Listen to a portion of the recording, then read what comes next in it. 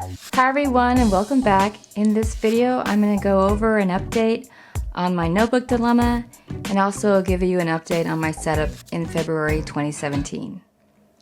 First of all, I want to thank so many people who have commented on my last video on what true A5 notebook I can find to work with the Hobonichi. There are a lot of really great ideas and great suggestions. I did want to limit the cost and the accessibility for the notebooks that I have, so I chose 3 of them that I felt like were the most accessible and had the best price point for my needs right now. There were some notebooks that people suggested that looked beautiful and I would love, but if I go down that road, then I'll never come out. So here are the 3 options that I was able to look at and see. The first option that I chose was from Pearl, and she suggested the MUJI A5 squared. These are available on Amazon US, a 5-pack for $11, so I feel like that's fairly reasonable. They're thinner and small. They have a heavier cardstock. The paper is a nice quality. I like it because it, when it's closed, it compacts down. The grid is not so heavy, and it takes the pen really well, and it works really nicely as an option with this string setup that I have. So if I put it in there, that's fairly thin, and I think that will work really well and be convenient and be fairly light. So that's a great option. Thank you, Pearl. Another great suggestion came from Shimmercraft, and she pointed out that Michaels right now is carrying the Molly and Rex line, and I think this is their entry into sort of the string journal traveler's notebook audience. So this is one of the setups that they have, and when you go to the display it looks like this. It has this twine and it's all packaged together. It's really, really cute. So this is $9.99 for 3 travel journals. And they come in 3 different style of covers and 3 different style of notebooks. So they have a squared, a dotted, and a plain. So this was a gift from my sister, which is great. But before I got this, I got these. So I'm not going to open that one, but I can show you what these look like. And this is the other design that they have. So the dots are, I think, fairly large, really, and they're a lot more noticeable. This is what the squared looks like. And then this is the blank with the header, which I thought I wouldn't like it, but I'm not mad at it. I think I could use it. It'd be a lot of fun just for like a personal goals bullet journal setup. So these, I think, are really cute and a good option if you want something. I'm not going to use this on the daily because I feel like the dot or the grid would get in the way. But I think I might use this sort of for a personal setup if I want to keep track of sort of household things. But it fits, and it is a true A5. And if I were just carrying these 2, I think this would work out really well. So that's a good option. And finally, while I was at Michael's, I saw these sketchbooks. There are 2 of them. They're the Artist Loft line, which I think is Michael's private brand. And 2 of these for $3.99. And they're really pretty. I thought they were a good fit. They're also stitched here on the spine. They're not a true A5. They're the same width. They're a little bit wider, just a tiny bit, and a little bit too short.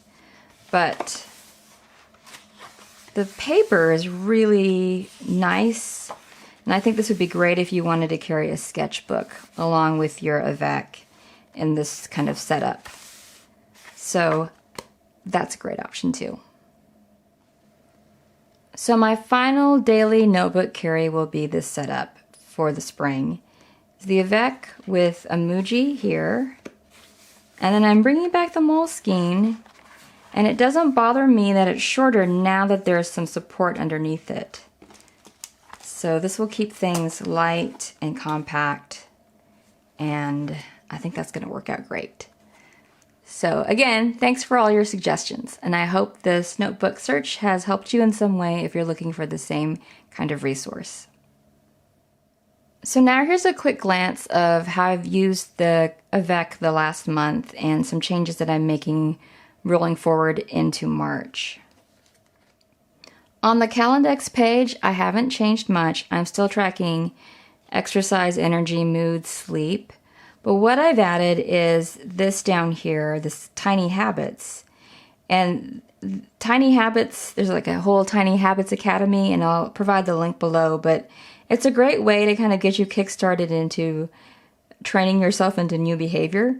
So the idea is that if you want to do something new, all you have to do is think of the next little step that you need to do to get that done and roll that into your routine. And it worked really well. My tiny habits for January were, after I finish a shower, I turn on the cold water just for a few minutes, and that actually really wakes me up. When I hear the alarm clock, I kick off the covers immediately, and that actually does get me out of bed. At first it was when I hear the alarm, I put my feet, make sure they touch the floor, and that was too much. But kicking off the covers, that seemed to work.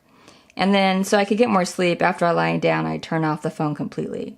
So I did really well tracking that. And so my next ones for February are, I'm trying to get out of the habit of eating on the couch. So if I'm given a plate or I take a plate, I put the plate on the table. After my husband's alarm goes off, because he wakes up earlier than me, I'm trying to train myself to wake up at the same time, so I'll kick off the covers then. And then after dinner, I take melatonin so I can sleep better. So that's actually worked out really well. So we'll see how this goes. I'm thinking about just making this whole thing tiny habits and tracking them here, because I'm tracking mood now a little bit more in the monthly view. So in the monthly view, one thing that I've found to be a lot of fun is to just do a little summary with lettering on the days.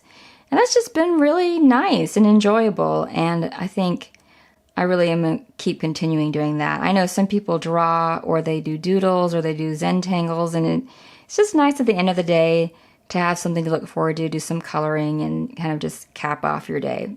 So I think I'm going to keep doing that for a while, and hopefully it'll last a while. On the weekly pages, I've set up a routine. I have always a top 3 of things to do, my meal plan. I am also putting in a little section for the tiny habits so I can see that I'm doing them during the week and just remind me what they are. I always have a weekend banner. I've also integrated this change where I'm zoning out days for specific things, and I'm denoting that with these little ribbons up here. On Mondays, all I'm going to do is prepare. On Wednesdays, I'm going to check on the things that I've had done so far in the week.